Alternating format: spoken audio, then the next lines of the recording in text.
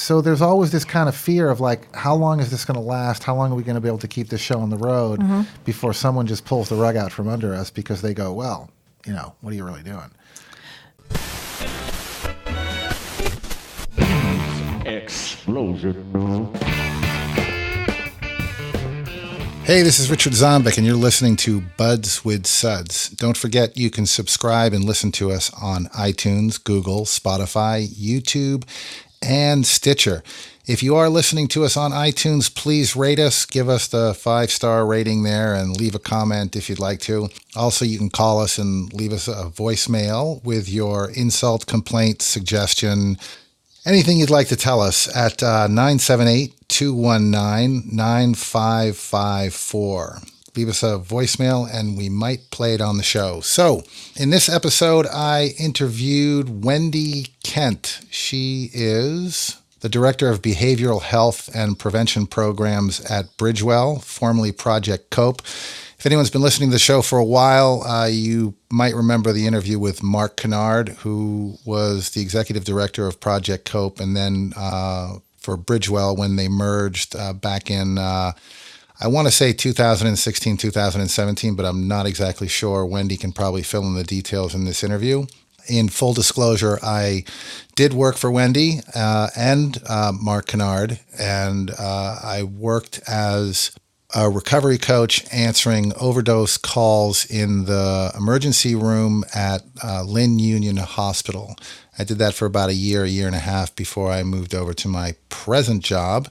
And Wendy and I are still collaborating in emergency rooms and in recovery. So without further ado, here's the interview with Wendy Kent, Director of Behavioral Health and Prevention Programs at Bridgewell. All right, Wendy Kent. Welcome to Buds with Suds. Why, thank you, Richard. You're welcome. I'm happy to be here. Are you? Yes. Okay, well, that's good to know.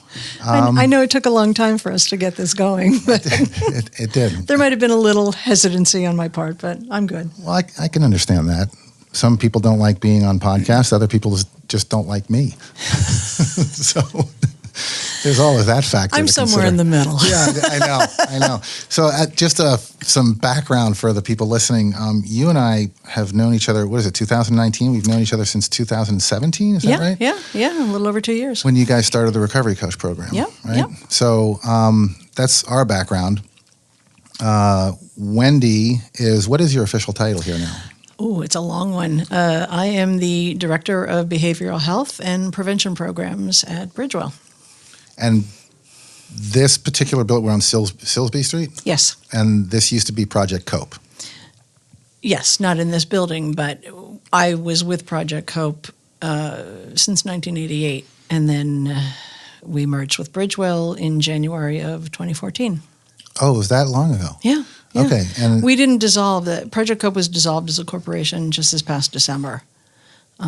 So we existed as an affiliate of Bridgewell for almost 5 years and then dissolved. Interesting. Okay. And Mark Kennard, who was actually the first guest I had on the show, was the executive director, right? Yes, of Project COPE. Of Project COPE. And then when Bridgewell merged, he continued to do... He got a new title. I don't remember what it was. But, Yeah, it doesn't really matter. But right. my understanding... and correct me if I'm wrong, because I think he was looking at retirement. You guys started the Recovery Coach program, and he decided not to retire for... I don't think it was yes and no. I mean, he had been working on his exit strategy even, I think, before we merged, and he was going to, remain for a period of time. I think it was originally 3 years. So I don't think he stayed on just because of the Recovery Coach program. He stayed on because there were some other things that he wanted to do, and that was just one piece of it. Okay. And I think Bridgewell was looking for him to just do some additional stuff before he finally left. I always like the term exit strategy because mine is either you're fired or I quit. That's my, I don't make a lot of long-term plans. So you're here. You guys have the Recovery Coach program. Before we get to the Recovery Coach program, just tell me a little bit more about what you guys do in general here. At this clinic? At this clinic, yeah. Okay. So this clinic has actually been in operation for a very, very long time. I mean, Project COPE's history goes back to 1970, and sort of doing things on an outpatient basis was something that we had done from the very beginning. So it's always been one of our core services. So the services remain pretty much the same during the whole however many years it was before we merged and beyond. So basically what we do is traditional outpatient counseling. We do group therapy, individual therapy. We have a prescriber who does medication management for some of the clients that we serve. We've been able to add case management and recovery coach support in the last couple of years as a result of new funding opportunities and just trying to provide maybe a little different type of service, because there are a lot of providers in Lynn now. There didn't used to be. When I first came on board, we were sort of it in the substance use treatment world. But there's a lot more businesses, but I've always tried to sort of put a unique spin on it and offer services that were a little different. So we were doing recovery coach work and case management work before it became as big a thing as it is now. So when you say you put a different twist on it and it's a little different, what do you mean? I mean, do you have like actual? I don't want to say concrete examples because I know that's not possible. Mm-hmm. But if you're doing something different, what are you doing that's different and why? Well, we're not just offering therapy. In other words, so a lot of agencies, that's what they do, which is fine. But because we're a smaller clinic, and I'm just trying to sort of stand out a little bit more, I'm trying to offer services that people might not necessarily get, at least originally would not necessarily get at another agency. So, for example, recognizing that when you're working with the individuals that we work with, it's not enough to just do therapy. They have housing needs, they have vocational needs, they have primary care needs. I mean, they have a whole range of needs. Interesting. The basic human needs. Yes. Yeah. Okay, Richard's sarcasm. I'm prepared. well, the thing is that I don't know if you listened to the show with Maureen Kavanaugh. Yes, I did. Right, and we talked about that exact same thing, mm-hmm. and we've talked about it with Keith Scott, and we've talked about it at not. In fact, you said right before the show that I tend to repeat myself a lot, and there may be a very good reason for that. But I mean that's an interesting take, because it's the same thing that I'm finding, and with medically assisted treatment, mm-hmm. right? Is that there seems to be this hesitancy on the part of providers to refer to the recovery coach, and there's pretty compelling evidence that medically assisted treatment, along with a recovery coach, stands a 35 to 40% increase in success mm-hmm. if a recovery coach or a therapist or something else is involved other than just the miracle of modern chemistry, mm-hmm. right? Mm-hmm. And what I'm finding is that the medical community seems to be resistant to that.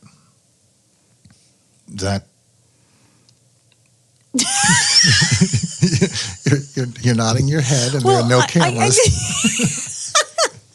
I think I don't know if it's just an out and out resistance when you think of the traditional definition of that word. I think it's more just not really knowing what to do with it. Where do we fit this in? How do we make this work? I mean, prior to us starting this program in 2017, and I'm going to go back maybe 5 years or so, when BSAS finally started to recognize that people needed more than just counseling, that they needed other supports, and they added dollars to our contracts that would allow us to bill for case management services and recovery coaching. And so I put in for those dollars, but initially I jumped on the case management piece because I understood it. I knew how it worked. I knew how to fit it into our services. Recovery coaching, relatively speaking, was more of an enigma to me. I didn't fully understand it. I didn't know really how to wrap it in. I didn't really know how to hire recovery coaches, what to look for. So I tabled that until the opportunity came along where I saw a fit for it. I'd have to agree that you didn't know how to hire recovery coaches because I hired you. I was one of the first people you hired. So you really, I'm hoping you honed your skills since then. Now, Richard, you're not being fair to yourself. Well, I know what I'm looking for, but again, like I didn't jump into it because I really wasn't sure, and I didn't want to just like, oh yeah, let's just do this just because it exists. If I wasn't going to do it in a way that made sense, that was going to fit, that was going to work, that was going to be beneficial to people, so I held off on that. So then, in a year or two after that, when we were having many discussions with North Shore Medical Center about setting up a better system of follow-up for people that presented in the ED after an overdose instead of just sending them on their way once they were medically cleared with a brochure. That's not effective. No, it's not. They've been doing it for years. I know. And how's that working? Yeah. So all of a sudden I started to say, okay, this is where it could work. This is how we could do it. So it made sense to me. And I had a foundation that I could build on. And, we spent probably a year talking with the hospital about, sort of how to make this work, which gave me plenty of time to sort of research it more, understand it more, meet with some recovery coaches and learn more about how it works and how best to integrate it. Because it's not easy to integrate a non-clinical service into a clinical setting. It's very challenging. Two very different worlds. Yeah, I know. So I just completely lost my train of thought. What were we talking about? Oh yeah, you were talking about the medical community sort of not doing it. I really think it's a lack of understanding. People are afraid of what they don't know. Well, let me ask you this, because I actually had this conversation earlier today, right? I was talking to one of the recovery coaches at work, and one of the other recovery coaches. I just became supervisor, so I'm still trying to figure out who the hell I am. And I was having a conversation with him, and the issue that we're having is how do we get to the people that need us, right? So you've got people going into the ED, you've got people going up on the floors, you've got people in PCP offices, and I think it takes some time and understanding on the part of the staff to know that we're available, right? Then it takes kind of breaking down any kind of barriers that come between that, right? Any extraneous or overly complicated paperwork, referral process and things like that, right? Where it's easy, right? You guys have done that. And you did it at Lynn, and it was a phone call, and boom, you guys were there, right? So that was, some pretty impressive foresight and forethought on your parts. Unfortunately, not so much on ours, up until now. But the other component of that is I can take a very good example from the PCPs, for example, right? And even the nurses in the ED. You have someone that comes in, they've got an alcohol or drug problem, but you don't have anything for them. So you're not going to address it, right? And I'm talking about, for example, secondary or tertiary diagnoses, right? Someone comes in with a laceration, you can smell the booze, you look at their history, they've been in the ED a couple times, they've been through multiple detoxes, they definitely have a substance use disorder. And you're not going to ask, hey, do you need help with your alcohol problem? Because one, it's always been taboo and there's a big stigma around it. And two, if I ask you that, and I don't have anything to offer you if you say you want help, then I'm screwed for the rest of the day, right? So I keep my mouth shut. And I never ask, right? Yep. And then on the other side, you have recovery coaches who go, well, why aren't these people calling us? Well, because there's like 40 years of history that tells them not to, right? And so it's getting people, particularly people that are working in this field, to understand that it's going to take some time and it's going to take some effort. And what gets me too is, and I'll look at people who complain about this kind of stuff, and I go, it says advocacy right in the job description. Right. It says it right there. Right. So Right. get out and advocate. Yeah. Right? Don't just expect that everyone, oh, I'm here now. Now you can start, calling me. And I think the PCPs are having the same issue. And we saw it at North Shore at NSPG, where it took some time for the PCPs we refer through social workers. That's how we started. And that actually turned out really well, because it would go from the PCP to the social worker, who's a nice, soft landing pad. And then they would refer on to us, to the recovery coach. Right. So there was a conversation in between. It was kind of like a lukewarm handoff. Right. But the PCP started understanding that they had a solution for these people now, right? These people, I don't mean it that way. Don't start emailing me. That's the other thing I can't stand is, when we deal with this population, it's like, really? Nobody knows what words to use. I know.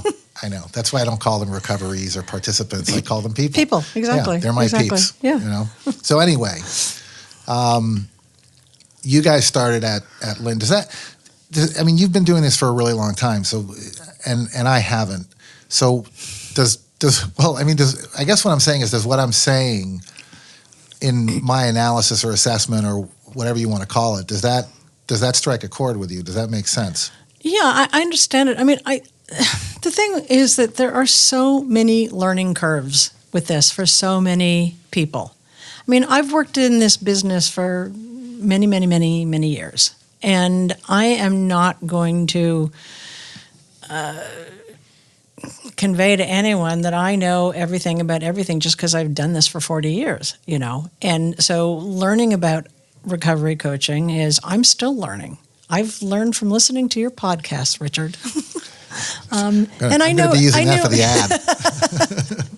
ad. And I knew a decent amount, but there's always more to learn. There's always more for recovery coaches to learn how to work in these clinical settings. There's more that the medical community has to learn about addiction, let alone recovery coaching and how to access treatment.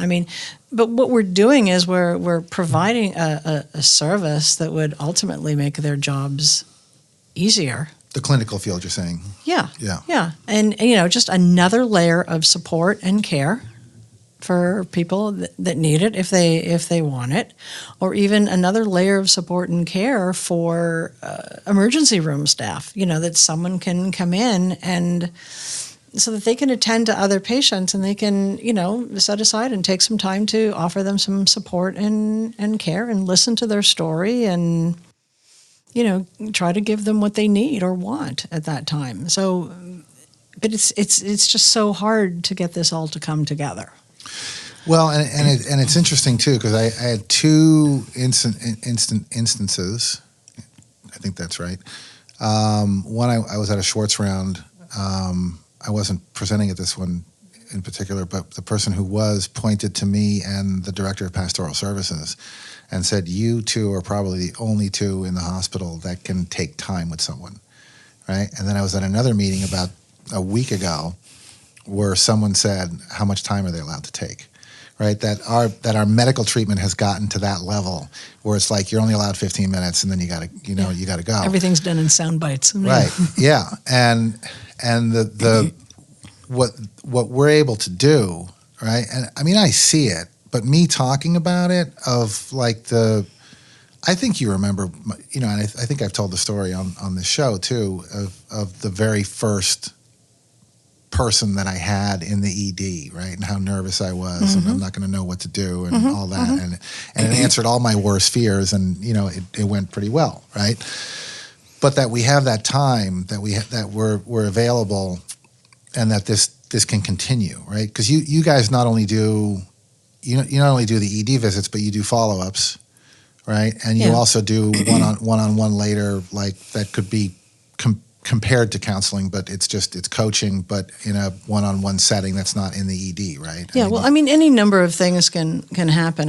We can connect with someone who's in the ED because of an overdose. We can connect with someone who's in the ED because they're looking for a detox, or they presented intoxicated, or they're inpatient on a medical floor because of an abscess or sepsis or cellulitis or whatever, pneumonia. And then we'll, at least attempt to do a follow-up. We're not always successful, but we'll follow up. And sometimes they'll continue with a recovery coach, or they might get connected to counseling here, or we might connect them to an agency that's going to best serve their needs, whatever that might be. And, we continue to try to follow, as we can. And, yeah, I understand that, the medical profession, even most clinicians, don't have the time and opportunity to be following up on everybody all the time. So, and this is one thing that can be done. So that's the beauty of it. We have the time the coaches have the time to reach out to people and check in on them and see how they're doing. Any other support you need, whatever it may be. So, yeah, I understand that. But then why not recognize that that's a need that these people have and hand them off to someone who does have the time and opportunity to continue outreach. You're saying from the clinical staff to the coach? Yeah. Or even medical staff. And I kind of wrap them all up into the same package. You work in the hospital setting. I work in an outpatient clinical setting. Right. Yeah, we don't always use the same language. So clinicians and medical staff are different. They're different. They should be different to me too, but I think medicine is clinical. So, yeah. We work in slightly different worlds. I know. Do we? Yeah. Well, yes and no. But so I guess I'm looking at what's changed because you guys started going into Lynn, right? And that was, tell me a little bit about how, I know you guys had a big lead up to that, but how that was initially viewed or accepted or not accepted, or like what were some of the, I don't even know about the bigger ones, because the bigger ones don't always necessarily stand out. It's the small challenges that sometimes really sideline you. Well, to be honest, we didn't have that many challenges when we started at Union Hospital. I think they were ready. I think that there was good preparation. I think that what helped is from the get-go, the department made it mandatory to make a call. So it was just a given that you did this. You don't make a judgment on it. You don't think, it's like if an overdose is on its way in, you call. I think that really it went a lot more smoothly than I thought it would. I thought that there was going to be a little bit of pushback, sort of, this is our world. What are you doing in our world, kind of thing. But people really didn't have that experience, for the most part. I think it was a relief that there was someone else available so that they could tend to other patients. I think there were a couple situations that came up and maybe it wasn't a regular staff person in the ED, because people do cover shifts for other people that just weren't as familiar with the program. But my sense is it was accepted from the get-go. That's awesome. And the response has been really positive, really from the beginning, with very, very few glitches and barriers. And we went in and met with the staff after it started, maybe a few months after it started, just to sort of see how things were going. And the response that we were getting was very, very positive. This is really helpful. It's nice to know that someone who sort of understands what's going on in that moment is available to speak with them and support them in ways that we don't necessarily feel equipped to do. So it was great. Yeah, so that so it got off to a very good start. Right, and you have a director of an ED too that's just phenomenal. Yeah, I absolutely love her. She's great. Yeah. So there's a question I wanted to ask you about. We had talked about something before we sat down, but but more to the point, and then I'll get to that question, and hopefully I'll remember to ask it. Is you're not in recovery yourself, right? Correct. So my question is something I've always been curious about: is how does that work? And let me finish. I don't necessarily. I think that in order to be a recovery coach, I think that it is paramount that you be in recovery yourself, that you have lived experience, right? But I'm always curious as to why maybe you don't, but I do, and we could certainly talk about that. Let's make that our next question.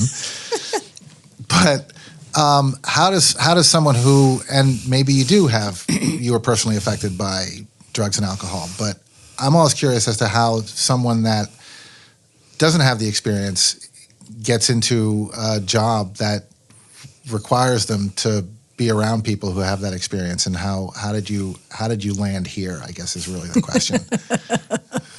It's a really long story. No, well, I guess I'll answer your question first, and then I'll put it in some kind of context to the best of my ability. I guess I've never been one to believe that you have to be in recovery to do this kind of work, or even, have gone through it in your family or whatever to do this kind of work. Just like I don't feel that somebody has to have had cancer in order to treat cancer patients. I know they're different diseases. I totally get that. But I think that if you're an individual who is willing to learn, ask questions, understand, not make assumptions, and not claim to know that they have all the answers just because they didn't have a substance use disorder, it's just something I've always believed. And I didn't set out to be in this line of work. It just kind of happened. I would think you were insane if you did. What, plan to do this? Yeah. No, I mean, it was my first job when I was in graduate school. I was starving and hungry, and wasn't going to have a place to live if I didn't get a job much longer, and was looking at applying to jobs at different psych hospitals and stuff like that. No clue where I was going to go with this career. And the first job I got happened to be in a 21-day alcohol treatment program. And I worked there for 2 years as a psychiatric aide. I was clueless. I knew nothing about addiction other than what I had just, happened to witness in my own life. It is in my family, but that was not a driving force for me. And so I learned some in that 2 years. And then after I got my degree, I took a job in an adolescent residential program working with kids with behavior problems and mental health issues and substance use issues. And then my next job after that. And even though I never went searching for jobs specific to this field, I just kept getting hired, in these positions. So I was at a clinic in Newburyport for a couple of years, and then I ended up at Project Hope in 1988. And when I took the job at Project Hope, I was specifically looking for position in the addiction field because I've been doing it for about 7-8 years, even though it wasn't by design. So I had a certain level of comfort and understanding with it about what I was doing. But I have been learning new stuff from day one, and I've always been open to learning more, no matter what the source of that information is. I don't know where I'm going with this, but. But I think that's how a person who's not in recovery. I mean, the thing is, I hear the term lived experience a lot, and lived experience can mean an awful lot of things. Yeah, I know. And no human being is immune from pain and suffering and anger and frustration and any of that. And I, like everybody else, have had my share and have had to develop my own coping skills to manage it. And I just sort of take my lived experience as a human being and use that as an opportunity to learn more about how do you deal with life? How do you manage life? How do you get through the day? That kind of thing. So I just never saw it as a requisite. I know other people feel very strongly. I've even had people say to me, "You have no business working in this field." I don't really have an answer to that, That's a little extreme. And there's no, just a tad, but there's no, but they don't have an explanation for it. It's like, well, you're not in recovery, so why would you, you would never understand. And it's like, I don't pretend to understand, but I'm willing to ask the questions so that I can understand that individual person's experience and what they're going through, so that I can help guide them in whatever direction they want to go in. I will give you this, because you and I have had a few conversations that I can remember, and it always seems that I know you avoid my calls because you don't have a full hour to 2 hours to dedicate to them, and that's usually the case. It's like, oh, Zombek's calling. This is gonna take up most of my day. That bastard can talk, and but you and I have had a few conversations where, it started with like, hey, what time's lunch? And the next thing you know, we're talking about a slew of different things. And I have to grant you this, and I'll give you this, is that you do listen intently. Right. And even sometimes when I go off the rails with these, really far-fetched theories that I've come across and stuff, because they're interesting. Right. And you said something to me right before the show, and you were talking about the show and said that that you had picked up on a couple themes that. Well, go ahead, because what were those themes? I have to remember what I said like an hour ago. Yeah, I think it's a tall order. Yeah, I think it was about the sensitivity and the super sensitive and overly sensitive and stuff like that, which to me is fascinating because knowing that, I can see it in other people. Right, but the way you described it as having understood it on the show, and correct me if I'm wrong, was kind of like I always kind of felt that was there, but until it was put into words, I never identified it. Right. And I mean, I've just found that there's so much that I can learn from people who are struggling with this disorder. It's the same thing when you're dealing. I mean, you hear people talking a lot about the importance of cultural sensitivity and cultural competency and stuff like that. And as we all know, it extends well beyond race and language and religion and things like that. And there's so many levels of it. And I'm not going to pretend that I know everything about every single subculture that exists on this planet. But I can ask questions and allow the person who comes from that culture, that experience, that environment to explain it to me so that I can understand and make sure that we're using the same language.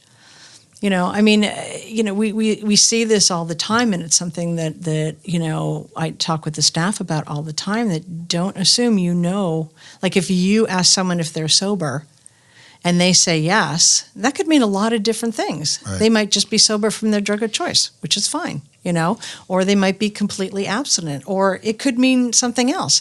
But we use all this language, and if we're not taking the time to ask questions to understand it better and understand and make sure that we're on the same page, we're not going to get anywhere. Yeah, but you're getting into like revolutionary thoughts about having conversations with people. How dare I? I'm so sorry, Richard. And actually having some kind of dialogue where you listen to the other person before you start spewing your own stuff out, right? Right. But that's what I do. That's how I operate, and I think that's why I've been able to do this for as long as I have, because it's not just a closed thing for me where you work with people and like they're either sober or not sober or this or that.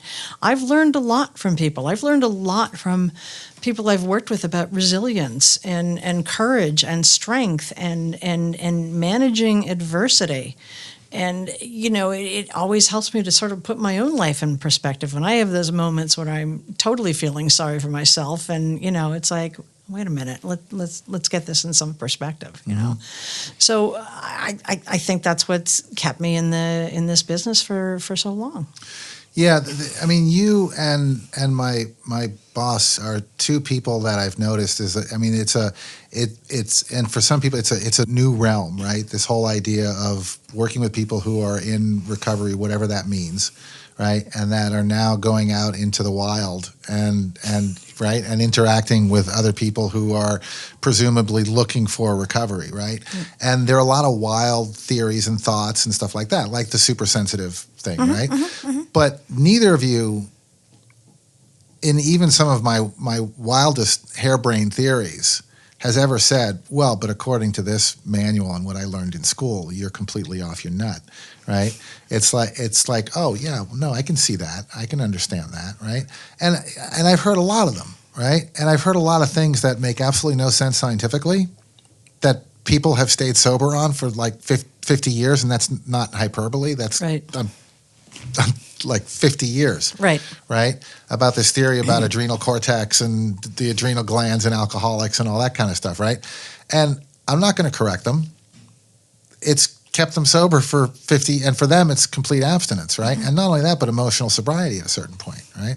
So you mentioned sober. One of my favorite definitions that I actually had etched on a coin for my 10 years is a 14th century definition of sober, which is restored to a quiet condition, right? It has nothing to do with drinking, right? It has to do with emotional sobriety. It has to do with finding that ability to live at peace with yourself, right?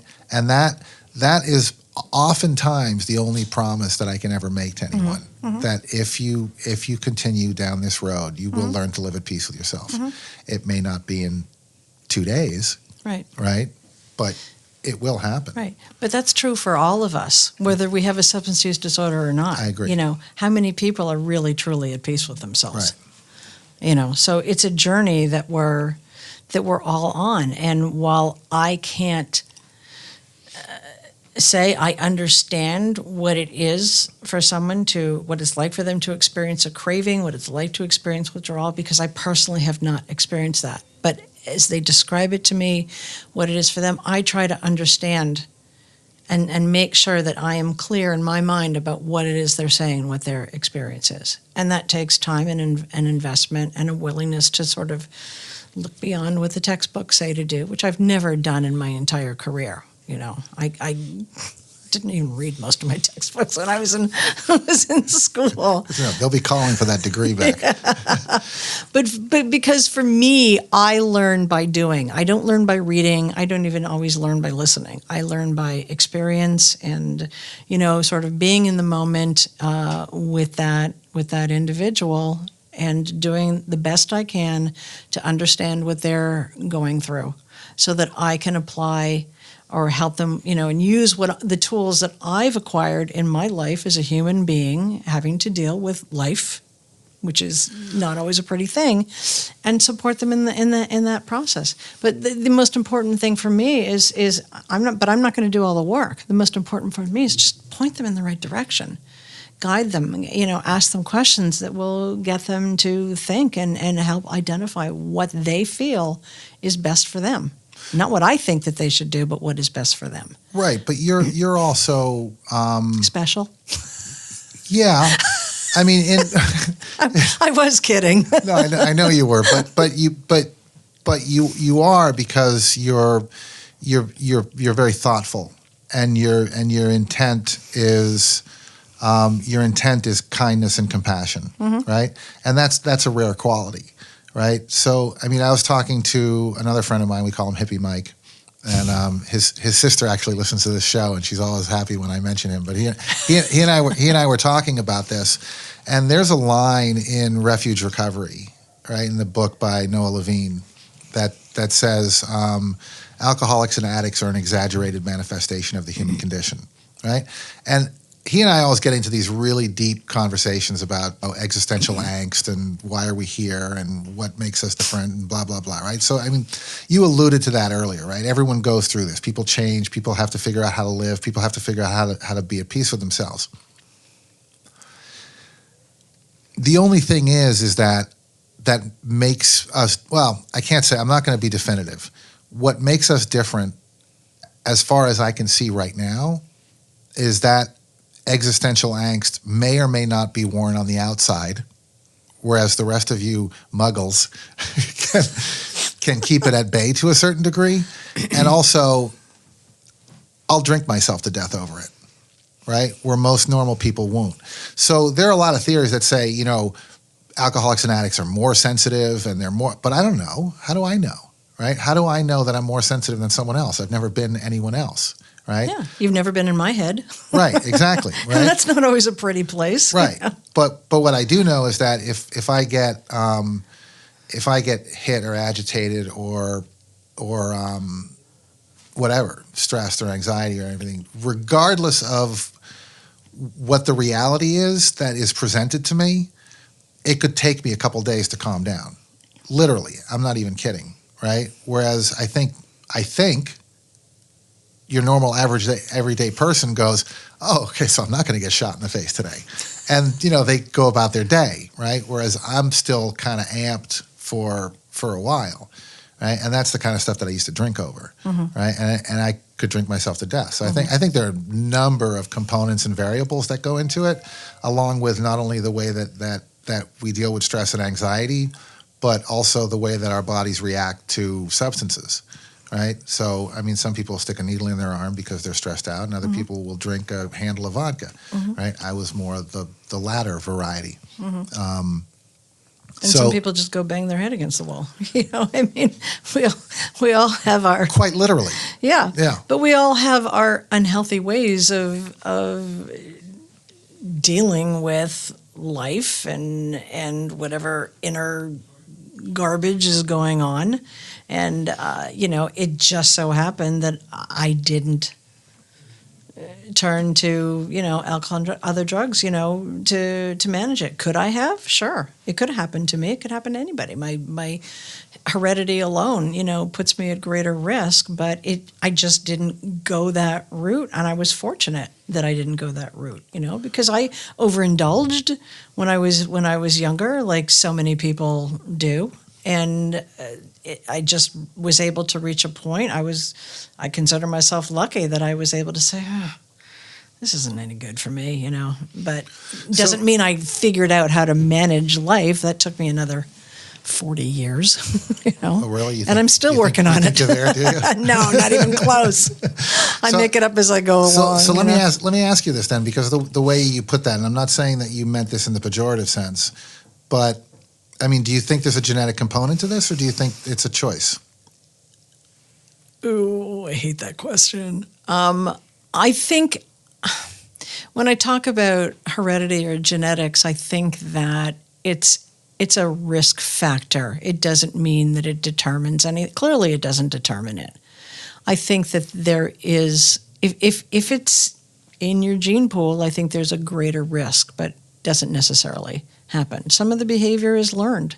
Some of it is, you experiment like so many of us experiment in our youth, and some people are able to walk away and some people can't. The choice to use is a choice. But the choice for it to spiral out of control is, I don't believe that it's a choice. Yeah. There's something that happens. I mean, our brains are extremely complicated mechanisms, and there's many. Mine's really not. Well, oh yeah, that's what I say about you all the time. No, Richard, he's not complicated. They're so unique. They're so different. They're my brain is not the same as my kids' brains or my parents' brains. I mean, we're all a little bit different. We're a little bit the same in some ways. And whether or not that's a question of heredity or learned behavior, I can't answer that question. I did want to be a geneticist in a past life, but... Really? Well, yeah. This would have been an interesting time to be one. Yeah. I mean, there's NIH came out with a study back in June about two genes in the amygdala that may be... I don't want to say responsible, but may have a lot to do play a role in alcoholism and the ability to deal with stress and anxiety and stuff like that. Yeah. And not only that, but you take the whole theory that fear, that it's some groups will come up with a theory that this is all about fear, and now they're showing that meditation actually helps to shrink the amygdala, which is the fear, stress, and anxiety center of the brain, right? And so there's a lot of things that all kind of are interwoven and all work together and kind of make for, here's a pretty decent plan to follow and try, and maybe, and that leads to other things, right? Yeah, it leads to you doing a lot of other things. Yeah. And I think what I find interesting, and I completely do not disagree with you on, and I understand what a weird sentence that was, but I completely do not disagree with you on that. I'm not sure what that means. I don't disagree with you on that. People who, everyone deals with this whole, what are we here for, right? But I do think that not everyone explores that, right? Absolutely not. And right. I also do think, and this is not for, I can only speak for me. For me, exploring that was necessary and has been necessary, right? So I tend to look into weirder things than most people do, but they also happen to be things that people were doing 2,500, 3,000 years ago and have been doing them ever since, right? Right. Ways of understanding yourself and how you work and how you operate and some kind of self-knowledge and self-awareness. Right. And that's what kind of surprises me too, is that people that are working in this field don't always tend to be very self-aware or have a lot of self-knowledge, right? And that strikes me as rather odd sometimes. Present company excluded, of course. Okay, I'm glad you qualified that. Well, yeah, no, because I mean, and it's funny because like, if I had gone into a completely different line of work, if I, because I was going to be a scientist, that was so if I lived in the scientific world, and was not dealing with people at the level that I've been dealing with people for so long, would I have been as introspective? I don't know. I have been, in this line of work, I've been challenged in many ways, having to do, a lot of different kinds of things, deal with a lot of different kinds of situations, sometimes traumatized by, some of the things that happen to people, some of the stories you listen to can be traumatizing, working with people who subsequently die. So if I hadn't had to sort of go through all that stuff or been exposed to that, maybe I wouldn't have been as introspective. Maybe I would have. I don't know if it's a part of like who I am or not. And I'll never know that because this has been the path I've been on for the last 40 years and I've gone in that direction. I mean, the generation that preceded us was not particularly introspective. So really? So, I mean, I think I took a really big leap, from where I... They've also left us quite a mess. Well, that's true, but that's another show. Yeah. On another topic. Yeah. But, I mean, some people just accept life the way it is and, they're just sort of like whatever and never give a moment's thought to, their internal processes. And I think that I've grown a lot more as a human being because I've done that and I've tried to impart that on my kids. I mean, I've learned much more when crap happened than I did when things were just sort of flowing along. Really, pain is smoothly. the touchstone of spiritual growth and all that. Well, I know it is for me. Yeah. It may not be for everybody, but I know that's how it works in my world. So. And I'll just, I will continue to grow and evolve. And, I mean, I'm getting up there in years and I'm not, it's not over for me. You're like 35, right? Yeah. Nice try. Plus, plus another 35. I don't know. Well, and I think I'm older than you. So. What's interesting is something you said about had you not been in this field, right? Because I think that recovery, sobriety, when you're doing that to yourself, right? When you're drinking and drugging to that level, there comes a point where, you're desperate enough to ask for help, right? And then you're kind of pushed into this, or dragged or led or whatever, but you are... At some point, you have to have some sort of introspection or, and I'm going to use this word and I'm going to qualify it, but spiritual awakening, right? And the only thing that is that you go, I can't do this anymore, right? That to me is a spiritual awakening, right? It doesn't mean that Jesus Christ himself sat down on the side of your bed and said, you need to sober up. It's like you went, oh, yeah, I can't do this anymore, right? And what I've noticed about being in this field, which is why I'm talking about it, is because of what you just said, is that making suggestions and helping other people get to where they need to go makes you acutely aware of your own stuff, right? If I'm sitting down with you and saying, hey, Wendy, maybe if you tried this, if I'm any kind of a decent human being, I'm going to go, is that something I'd do? How did that work for me? Oh, absolutely. Would that work? Yeah, but you don't see that a lot, right? But I think it does. And it just... It speaks to the importance of support for people that are in this field, right? Is that you can't do this alone. We're telling people constantly that they can't do this alone, and then we have people doing it, that are doing it alone, right? And, Or we try to do it alone. Or we try to do it alone, right? And then you drive yourself nuts because now you're also looking at yourself at the same time and you're going, well, I'm really effed up, actually, you know, and there's no one there. And I've had those moments, Yeah. you know, as does everybody else from time to time, you know. Right. So you guys have been doing this for 2 years now with the recovery coach. I'm gonna swing back to the recovery coach portion of this, and we're coming up on an hour. And there's a couple questions I wanted to ask you before. So 26 months. So yeah, just over 2 years. So just over 2 years. Yeah. So let me give you a little lead up to why I'm asking this question. Okay. It's because we look at numbers, right? Everyone does. It's the measure of success, right? It's how you get your payments. It's how the people who are keeping us around get to judge whether or not they're going to keep us around any longer, right? And I'm pretty convinced that the data aren't telling a story that they should, right? So touches, amount of people seen, amount of follow-up calls, successful follow-up calls, all of that, right? So when you guys have been doing this for 2 years now, how are you measuring success? Still working on that. Are you? You know, because the thing to me is it's very limiting to just sort of look at how many people we connected with, how many people, you know, how many people we saw, how many people this, how many people that.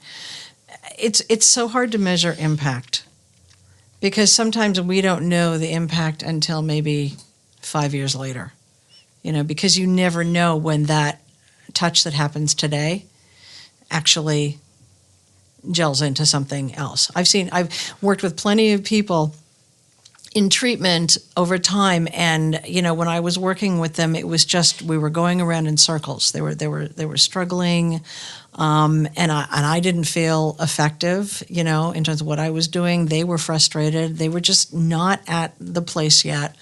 And then I'd see them 5 years later, sober, happy, and they would actually say to me, you know, there was something you said to me in your office 5 years ago that had an impact, but I didn't figure it out until like 3 years later.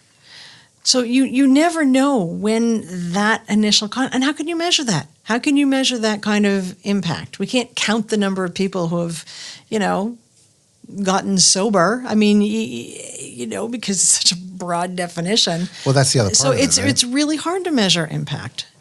And to me right now, the most important impact is more from my end in terms of what have I learned from this process about how to do this better, how to make you know, provide more effective treatment, how to train, you know, and support and supervise my staff better. I mean, you know, so what I can't measure now, I look at what have I been able to apply to the work that I do to try to make more of a difference. I don't know if I'm making any sense, but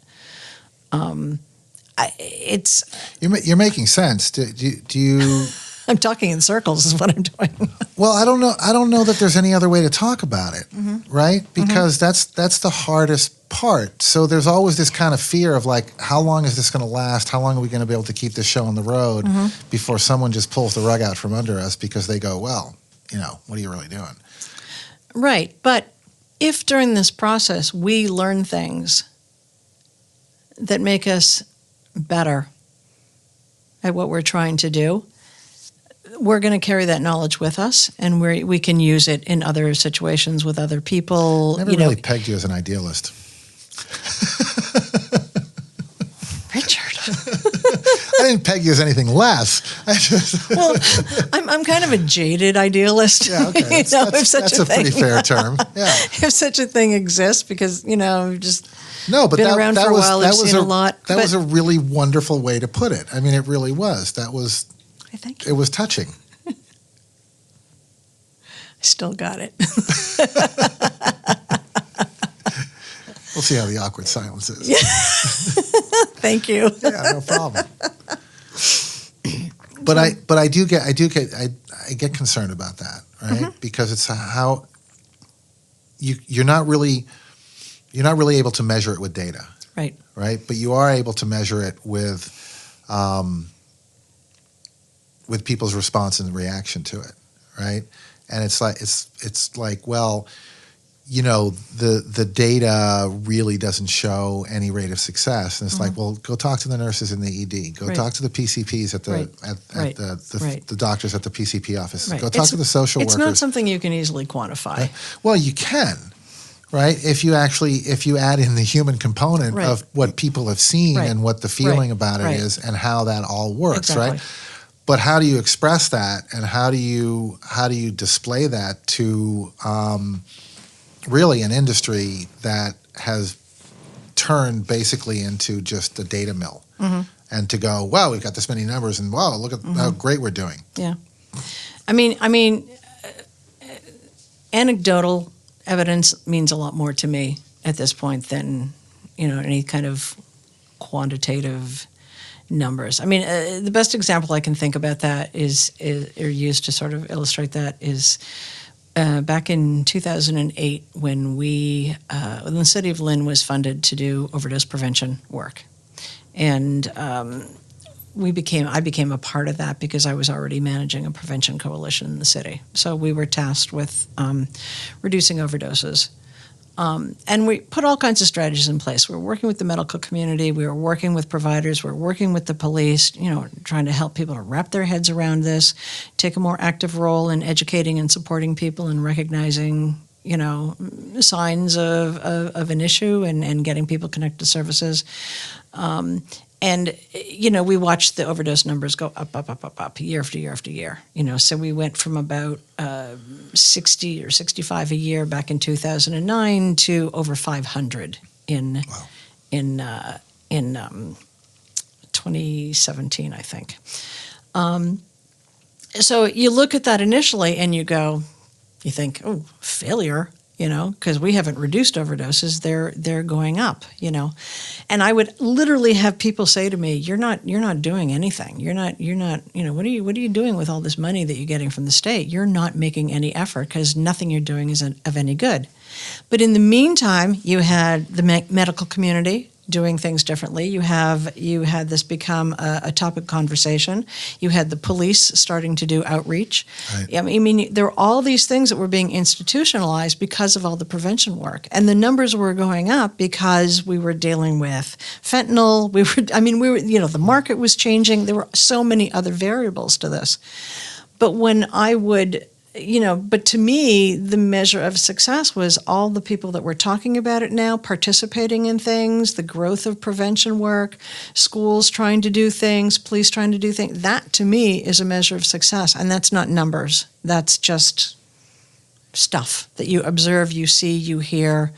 And by the same token, when a person, we see in the ED says, this is my 5th time here, and this is the first time anybody took the time to talk to me and hear my story, that to me is a positive outcome, because at least for that moment, we made a difference in that person's life, and that person ended up going on into treatment. And did fairly well. So, that to me is more, because the numbers just don't tell the whole story. Well, and speaking of numbers, though, I mean, you guys have had a pretty impressive rate of people that you've reached that have gone on to something. Yeah. Right? Yeah. And whether it was through what we did or what was done in collaboration with somebody else, or after our contact with them, they got connected with somebody and they ended up in some level of care, or they sought it on their own. But it's probably about, I haven't checked the numbers recently, but when the first year and a half or so that we were doing this, there were probably about 25 to 30% of people that we saw in the ED got involved in something. Yeah. And maybe it was going back to meetings, maybe it was going back and into a program that they had been before, or going back on medication-assisted treatment that didn't necessarily have anything to do with us directly, but we'll never really know that. If they had just gone into the ED, been cleared and sent on their way, might they have gone back to doing what they were doing before that was helpful to them? Maybe, maybe not. We'll never know. Right. But sometimes it's just, maybe a 20-minute conversation made enough of a difference that they said, I want to get back on Suboxone, or I'm going to get back into therapy, or I do want to go to detox, or, whatever it may be. And you've heard the numbers. I mean, most people in active addiction, the majority, a very large majority who are in active addiction, don't want to be. Right. And they'll take help if it's offered. Right. So if you show up in the ED and because you were drunk and someone goes, okay, so here's what we're going to do. We're going to leave you in the hallway for 26 hours while you detox and maybe have a seizure while you're on the gurney, because we're not going to talk to you until your BAL is below 50 and you're at 400 right now. And what is it, an hour, 50 an hour, right? So you're going to be here. Yeah, you'll be here for at least 26 hours, and then we're going to ask you to go on your way because we really can't do anything for you. Instead of just being kind. Right. And it takes so little. Right. I know. It just takes so little. Well, exactly. And I mean, it's funny because I think the last show, it'll actually be 2 shows ago, with Dennis. He and I had a conversation. We had a conversation off air, but we also had a conversation on air about when I was active, and a lot of people that I talk to that when they were active, it comes as no surprise that you treat me like a piece of crap, right? In fact, I'm pretty. If you do, I'm gonna more think that you're a pretty good judge of character than anything else, right? Just because you're treating me like crap, right? You know something that I've known my entire life, right? When you have someone in active addiction, and that feeling follows you around. So when people go into the ED and they're treated like crap, it comes as no surprise, right? In fact, it just reconfirms what I already know about myself. Right. It doesn't hurt, right? You're not hurting me by doing that. Yeah. All you're doing is just treating me the way I've been treating myself for the last 15 years, right? Or 20 years or 30 years or whatever.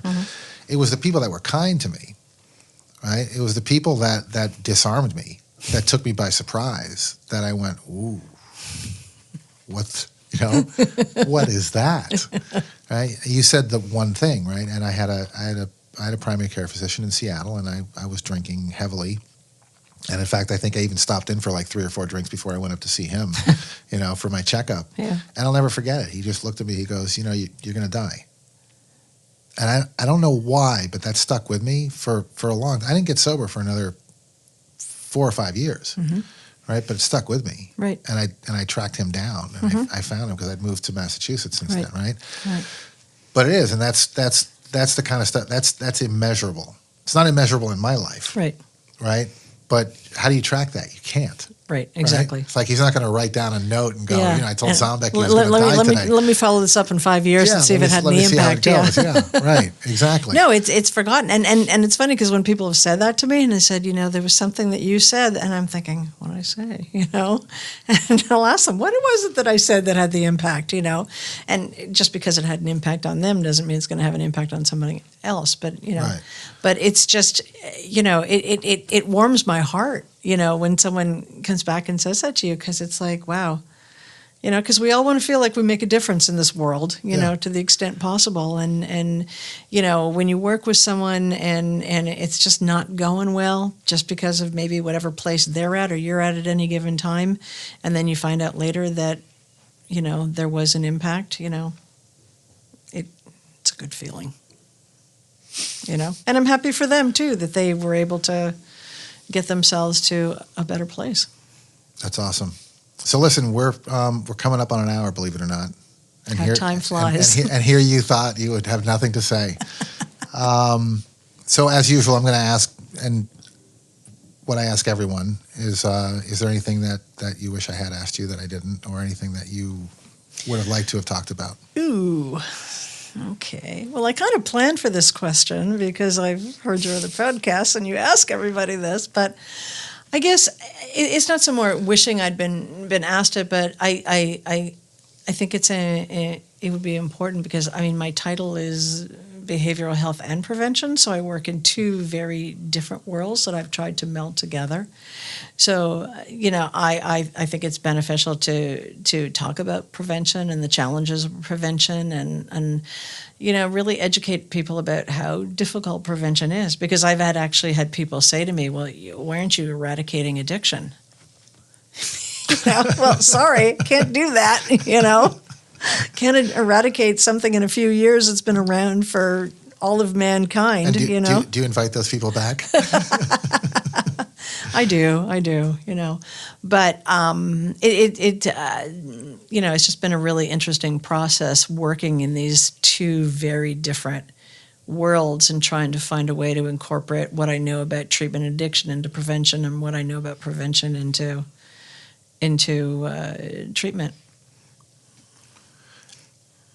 So, well, that kind of I'm thinking out loud. Yeah, and it kind of leads me to a question of my own. Then is because prevention. There was no amount of prevention in my life that kept me from drinking myself to death. Right. I mean, alcoholism was in my family. One of my grandfathers drank like I did. I mean, he pretty much drank and smoked around the clock. My mother, because I think mothers can tell, I think she figured that I was going to be in trouble by the time I was 4. A wise woman. She had me pegged. And, there I was 43 years later with a ruptured esophagus in the ICU, almost dead. And there was no amount of, you have to be careful, you got to stay away from booze because it runs in your family. There was no amount of that kept me from ending up where I ended up, Well, and I think that's a lot of the misconception about prevention, that prevention is just about, warning people about drugs and alcohol. Prevention really has to begin at a very early age in terms of teaching kids coping skills, decision making, personal empowerment, recognizing kids who are struggling much earlier on and getting them the help and support that they need. Yeah, okay. You can't educate a first grader about drugs and alcohol and heroin. It's not going to work. Right. It's not going to resonate with them. But you can teach them how to manage difficult emotions. Learn how to ask for help, learn self-expression, Okay. And, and I particularly, we're still in this, it's 2019 and we still have these, it's not okay for boys to feel a certain way, but it's okay for girls. And, young boys don't have permission to be sad, to cry, they have to be tough and strong. And we have not gotten rid of those ridiculous gender stereotypes. So a lot of prevention is sort of connecting with kids at a much younger age, and so that they have these skills in place, so that and it's not going to eliminate it completely, but a smaller percentage might start experimenting and seeking relief, with drugs and alcohol. And I think the other problem with prevention is so often the focus is on the high-risk kids. Well, just because someone's high risk doesn't mean that they're going to develop a problem later on. It just means they're higher risk. Everybody's at risk. It can happen to anybody. Right. Well, it's like the whole idea of that, we have to go back to when you have an addict or an alcoholic, you have to go back and discover the trauma that started all this, right? Which is, it's just not the case, right? Right, exactly. I didn't have a particularly traumatic childhood. Right. And my trauma may be very different. I may deal with the same event in a very different way than someone else, and it not be traumatic for me, but traumatic for someone else. Right.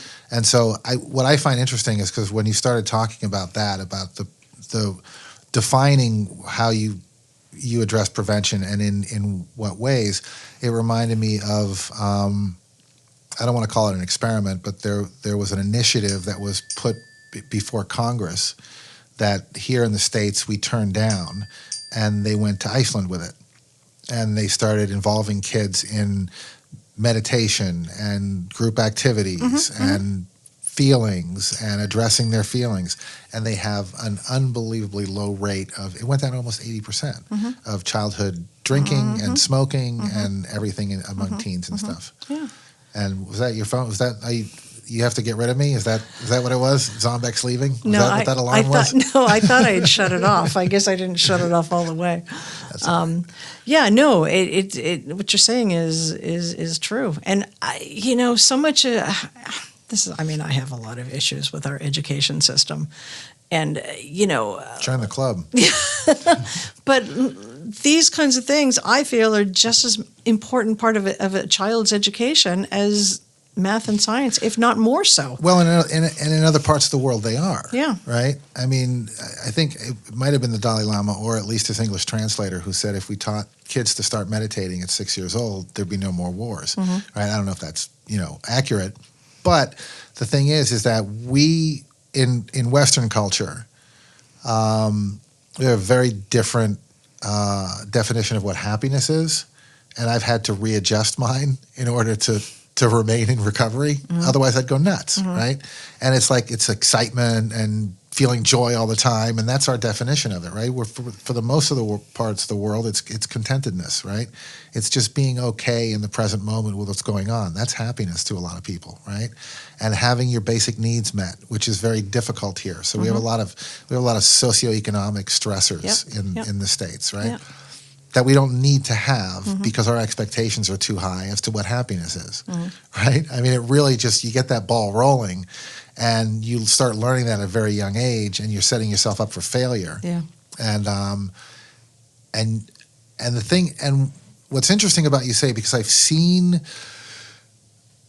people in AA and in recovery who recognize this in their children, this way of thinking and this way, right? And they start addressing it at a very young age. Now, it doesn't mean that the kids don't drink anyway, or they don't go out and experiment with drugs, but they tend to come in much earlier, right? Because they've had that seed planted. A seed was planted, exactly. They've had that seed planted that said, you're different from others in this way. And then you have those conversations about feelings and thoughts and detachment and compassion and stuff like that, and then they tend to more easily be able to address those situations when they come up. Right? They may very well try with drugs and alcohol, but it soon becomes evident that that's not the way to do it. Right.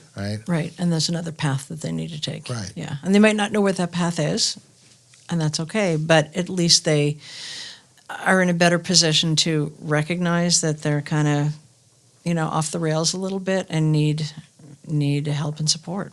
Yeah. And maybe can prevent a lot of heartache and struggle and pain, and not in its entirety, of course, but absolutely fascinating. We should. I'd like to have you back on, and we can talk about the whole prevention. No, seriously, have you come back on and we can talk about the whole prevention area. That would have been a really interesting topic, and I think we should do that. Okay. All right. And I think we've gone over an hour. I usually don't like to keep people too long, particularly because I'm taking time away from you and what you're doing. So, Wendy Kent. But this is what I do. This is part of it. This is like, let's talk publicly about this stuff. Fair enough. That's awesome. So thank you so much for being on the show. Thank you for having me.